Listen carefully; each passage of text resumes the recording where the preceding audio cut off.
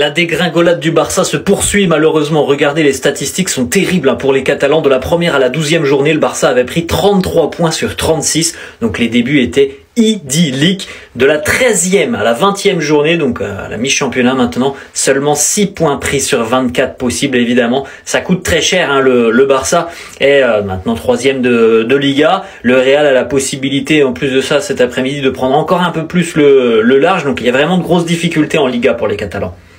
Est-ce que le Barça méritait un penalty en fin de match hier face à Retafe? Jules Koundé préfère ne pas commenter cette situation qui est quand même très litigieuse où on voit Uche quasiment plaqué au sol. Jules Koundé, pas de penalty, pas de revisionnage par la VAR. Le Barça a donc perdu des points hier du côté de Retafe, un partout. Pourtant les Catalans avaient ouvert la marque grâce justement à Jules Koundé, mais ils ont redonné espoir à Retafe à la 35e minute et ensuite le match a été vraiment dans un rythme très haché, c'est le style de Retafe. Soutien aussi à Alejandro Balde qui a été victime d'insultes à caractère racial hier du côté de Retafe. Il l'a dit, voilà, j'ai reçu des insultes racistes, j'ai prévenu l'arbitre. Voilà, on verra bien s'il y a des sanctions qui seront prises. Balde, tu es ce joueur mon gars. Tu es ce joueur parce que sortir le match que tu as fait dans ce contexte, faut être quelqu'un. Après le match, Balde en conférence de presse, je voulais dire que j'ai reçu plusieurs insultes racistes. J'ai prévenu l'arbitre qu'on m'insultait, il a dit avoir activé le protocole. Il a ensuite réagi sur Instagram, le racisme n'a pas sa place ni dans le football ni dans la vie. Il faut continuer à se battre pour que ces actes disparaissent. C'est dommage qu'en 2025, ces choses continuent à se produire. Et ensuite le Barça qui lui a répondu, il n'y a pas de place pour le racisme, nous sommes à 100% derrière toi, Balde. Au nom les gars, c'est vraiment le pire club du monde. Au nom c'est le pire club du football. Que ce soit leur jeu, que ce soit leurs joueurs, que ce soit leur coach, que ce soit leurs supporters. Bon après c'est quelque chose qui arrive souvent aux Liga malheureusement. Balde a aussi dit, il nous arrive beaucoup de choses cette saison, nous jouons bien mais nous devons gagner, nous avons beaucoup d'occasions mais nous devons les terminer. C'est ce qu'on dit les gars, on manque de tranchants devant le but en Liga, que ce soit l'Atlético, Retafe, Leganés, c'est toujours la même histoire. D'ailleurs en parlant de ça, Barcelone n'a remporté qu'un seul des 8 derniers matchs de Liga pour la première fois en 17 ans, c'était face à Mallorca. Alors que paradoxalement on joue le plus beau football de la Liga, défensivement on est solide, offensivement on arrive à se procurer des occasions mais on n'arrive pas à les finir. 16h15 les gars, tout le monde se branche derrière Las Palmas, on va espérer un mauvais résultat du Real Madrid et on va se concentrer sur le match de mardi face à Benfica. Dites-moi ce que vous en pensez en commentaire les gars, n'hésitez pas à vous abonner, vous êtes des bons, nous on avance. Oui, la Super Coupe d'Espagne a été remportée la semaine dernière, dimanche dernier on se souvient contre le Real Madrid. Mais les gars, en Liga, c'est une catastrophe. Le FC Barcelone accroché un partout à Retafe hier. Et les points de Barcelone en Liga après 20 matchs cette saison. Et si on compare avec la saison dernière avec Xavi, la saison dernière avec Xavi, il y a 44 points. Et là, il y en a 39. Quand même, cette saison, il y a 5 points de moins que sur la saison dernière. Et la preuve actuellement que le Barça ne va pas bien. Sur les 8 derniers matchs du FC Barcelone en Liga, seulement une victoire. Ça avait été une victoire contre Mallorca, une victoire 5-1. Sinon, il y a eu quand même 4 défaites, 3 matchs nuls. Actuellement, le Barça galère à prendre des points en championnat. Et ce qui est fou quand même, c'est que le Barça se crée comme souvent beaucoup d'occasions de buts. La preuve, les 2 derniers matchs avant le match contre Retafe, il y a eu 10 buts inscrits. Mais là, le Barça a quand même réalisé 21 tirs. Donc c'est les mêmes standards en gros que sur les 2 derniers matchs. Mais seulement un but a été marqué. Et quand on pense au buteur, on pense à Robert Lewandowski et lui aussi actuellement dans une période compliquée. Il n'a pas marqué de but lors de ses 3 derniers matchs de championnat. Et on finit aujourd'hui les gars avec Alejandro Balde déjà qui a réalisé un très gros match. Mais outre son gros match les gars, je vais porter plainte car pendant la rencontre, j'ai reçu beaucoup d'insultes racistes. J'ai prévenu l'arbitre et ça c'est fou encore en 2025. Il y a des problèmes racistes dans les stades de football. Madrilène, vous étiez où dimanche? Je vous attendais dans les commentaires, c'est match nul, vous venez ici? Vous voyez là, comme les Madrilènes, vous venez. La tête d'homme, t'es basse, tout seul à la fédération là-bas. Si vous avez des couilles, si vous êtes des hommes, faites tirer Barça Real. Les Madrilènes, vous venez par un tirage au sort lundi. Là, dans tout ça là, il y a vous. Parce que vous semblez oublier, on dirait que vous êtes amnésique. On vous a mis 5-2. Vous parlez pour quoi? Vous quoi? Et encore il y a quelques mois là, on vous a tapé à domicile. On vous a dit États-Unis, Arabie Saoudite, Espagne, on va vous frapper cette saison. Basse, on sait que vous allez leur donner les ganesses. La tête d'homme, si tu es garçon, c'est bon, la Liga elle est finie pour nous, votre mission elle a été réussie, bien qu'on ait été nuls. La tête d'homme, si vous êtes garçon, mettez Barça Real en quart de finale lundi. C'est ce que je veux voir. On n'a pas été bon encore une fois. Je dirais même en toute honnêteté que Flick s'est sûrement trompé dans sa compo parce que moi j'aurais mis De Jong et Olmo. Soit l'un, soit l'autre. À la place de Gavi. Parce que ce football de terreau là, comme je l'ai dit ce matin, ni l'ONU ni l'OTAN pouvaient nous sauver. Avec que le flickball. Malheureusement, t'es basse. Si t'es garçon, mais débrouille-toi là pour les boules, mets froid, chaud, ce que tu veux. Vas-y. C'est quand même incroyable. C'est même plus incroyable, les gars. Balde a accordé une interview où il a dénoncé le racisme qu'il a été victime. C'est pour ça qu'il a été à cran, où il a même giflé le joueur. Il était à cran parce qu'il en avait marre des insultes racistes qu'il subissait. Alors, le pays le plus puissant dans ça, ça reste l'Italie. Mais juste en dessous et très proche, ça reste quand même l'Espagne ces dernières années. Il commence à se rapprocher peu à peu. Donc en tout cas, une grosse force à Baldé, parce qu'il mérite pas tout ça. C'est quelqu'un de discipliné, sérieux, il fait pas énormément de bruit. Mais dans tous les cas, même si ça avait été un joueur virulent, énervant, rien ne justifie le racisme. Donc c'est pour ça que je vous dis, même si vous êtes barcelonais, lorsque Vinicius subit du racisme, dénoncez-le. Ne dites pas, ah ouais, c'est normal tout ça. Parce que au final, c'est des joueurs comme ça aussi, comme Baldé, qui vont être victimes de tout ça. Parce que vous avez banalisé le truc. Et c'est ça la problématique. Donc moi, je mélange pas tout. C'est peut-être un joueur du FC Barcelone, mais avant tout, c'est mon frère Renoir, ma gueule. Voilà, il faut se le dire. Oui, non mais oui, c'est mon frère Renoir, ouais, mon gars. Donc Retafe, en plus d'être un club de merde que je déteste énormément, un club de combattants du UFC, il y a que des joueurs qui ressemblent à Big Show là-bas. Vous êtes des racistes là maintenant, mais c'est vraiment une dinguerie. Surtout que dans votre club, il y a des noirs. Et il y a un noir qui a été très très bon au milieu de terrain, Djiné. Pourquoi lui, voilà. Et d'ailleurs, pourquoi les noirs qui sont sur le terrain, ils acceptent que Baldé il se fasse insulter comme ça? Sortez du terrain. Suspendez le match. Et à un moment donné, il va falloir faire changer les choses. Il va falloir ne pas accepter les choses. Ouais, non, mais sinon, on vous paye et voilà, vous n'êtes pas, différent des prostituées. Au final, c'est ça. En fait, les gars, je veux comprendre comment Baldé peut être aussi bête. Comment un match contre Retafe chez eux, Baldé peut être aussi bête. Déjà, pour commencer, tu rates ton centre. Tu fais un centre de merde alors que c'était une superbe action qui pouvait amener un but. Mais comme Baldé ne s'est pas centré, il t'envoie un centre de merde qui part je ne sais où. Isma le provoque et célèbre devant lui. Mais Baldé, il a l'intelligence de le baffer. Même si c'était pas fort, c'était une caresse, Baldé a l'intelligence de le baffer et il aurait pu prendre rouge. Et il méritait même son rouge. Tu vas pas venir toucher le visage du joueur à la fin de match par frustration, c'est pas possible.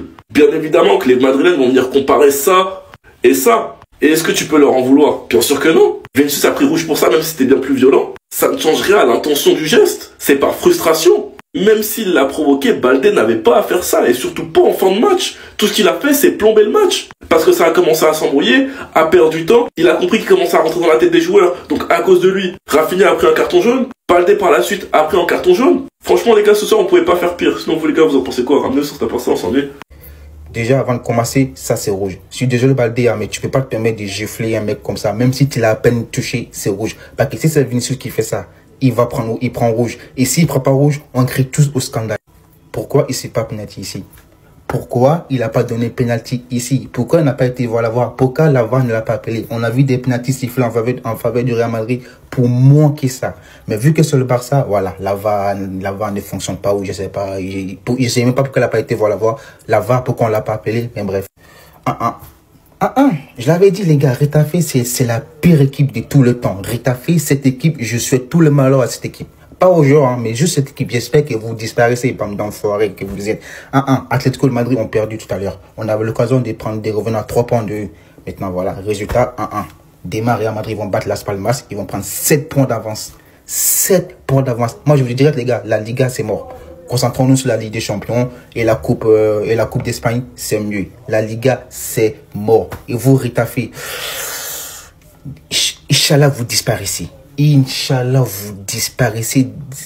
C'est trop. Non, mais c'est trop, Retafe, mais c'est trop. Quand on vous dit que Pedri c'est un sorcier, vous pensez que c'est une blague. Vous avez vu la passe qu'il a fait aujourd'hui à Koundé? Dans cette position-là, comment un être humain normal peut se retrouver dans cette position où il est là et réussir à avoir Jules Koundé ici? Tout l'effectif de Retafe se retrouvait devant lui, les amis. Regardez combien de joueurs il y a devant lui. Il y avait 10 joueurs de Retafe en tout. C'est là toute la magie de Pedri opère. Le gars avec sa vision a réussi à te lâcher une passe surnaturelle qui est venu retrouver Jules Koundé ici. D'ailleurs, chapeau à Jules Koundé aussi qui a fait un magnifique appel. Lui aussi, il s'est transformé en R9 depuis maintenant quelques temps. Là, si c'est pas doublé, c'est un but minimum. Vraiment pour vous dire, ces derniers matchs du FC Barcelone, il marque plus que Robert Lewandowski. Franchement les gars, sa montée en puissance me fait tellement plaisir. Déjà offensivement comme défensivement, il est au rendez-vous à chaque fois. En plus de ça, quand Lamine Yamal est à ses côtés, c'est le plus heureux. Même si aujourd'hui ce dernier n'a pas été terrible. Après c'est normal, hein, vu l'équipe en face, ça m'aurait étonné qu'il s'amuse. Et j'allais même oublier comment parler du but de Jules Koundé sans parler de la fin de Baldé. Avant la passe de Pedri, regardez un peu comment Baldé a lavé le joueur de Retafe. En une seule fête, il a réussi à mettre en question la carrière du pauvre joueur de Retafe. Parce que comme vous pouvez le constater, le gars il a taclé le vent. Ça fait mal, hein. Aujourd'hui Baldé en fait c'était Marcelo. Le gars il était tellement technique sur le terrain, j'avais même du mal à le reconnaître. Franchement là, son match d'aujourd'hui était impeccable malgré le match nul. Ça même qui est bizarre parce que le FC Barcelone, malgré qu'ils ont dominé, ils n'ont pas réussi à concrétiser devant.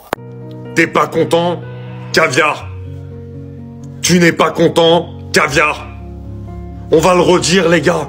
Oui, malgré le match nul du FC Barcelone, que partido, Que partidazo. Que pasazo. Les gars, Pedri, c'est le professeur dans la Casa del Papel. C'est le stratège. C'est celui qui est capable de tout organiser, de tout voir avant les autres. La passe décisive de Pedri pour Koundé. Je crois que même Koundé, il l'avait pas vu. Non mais les gars, je savais pas. Personne n'avait vu cet angle de passe. Encore une fois, pour montrer la qualité du bonhomme. Oui, tout le temps, là, toutes les semaines, tous les 3 jours, on fait des vidéos sur Pedri. Parce que oui, là, Pedri, on est dans le top 3 des meilleurs milieux actuellement, là. Et techniquement, il parle avec personne. Je vous le dis, dans la vision de jeu, il parle avec personne. C'est un monstre. C'est un petit en plus qui ne se blesse plus depuis que le staff d'Hansi Flick est arrivé. Et on souhaite qu'il va encore moins se blesser. Mais il est exceptionnel. Il a trop changé depuis quand Messi fait ce genre d'enchaînement. Hormis le fait qu'il était à 2 doigts de nous faire un backflip, et bien évidemment une signification à cette célébration. Avant de vous montrer cela, Messi était bel et bien de retour sur les terrains cette nuit. Quand on vous dit qu'il est en train de vivre la fin de carrière qu'il voulait, c'est à se dire qu'à peine de retour cette nuit, il a marqué son premier but, qui signifie d'ailleurs qu'il a marqué pendant 21 saisons consécutives, c'est juste énorme. Mais en plus de ça, comme si de rien n'était, il remporte un trophée à nouveau. Quand on vous dit de faire les bons choix dans votre vie, c'est à se dire que Messi de son côté l'a fait. Il est avec ses potes, il fait que de s'amuser en jouant, il fait que de gagner des trophées. Mais pour en revenir à sa célébration, les supporters mexicains ont hué Lionel Messi lors du match de l'Inter Miami contre le club américain du Mexique, donc cette nuit. Voici la manière dont Messi a célébré, je vous l'ai montré. Mon pays a 3 Coupes du Monde et vous, 0. Je vous dis, il est devenu trop ghetto. Avant, je le voyais pas trop faire ce genre de choses. Il répondait pas trop aux provocations et tout. Il prenait pas ça à cœur. Maintenant, il fait des enchaînements de célébrations. Le pire dans tout ça, c'est qu'il a rendu ça trop stylé. Ce mec va me fumer. J'espère de tout cœur le revoir à la Coupe du Monde, la prochaine là, avant la fin de sa carrière. Je vais vous expliquer. L'Inter Miami a joué ce soir et il y avait des supporters mexicains dans le stade qui ont osé huer Lionel Messi. Voilà comment il a répondu. Il a montré son nom. Il leur a dit, moi, 3 Coupes du Monde, vous, 0. Tout simplement.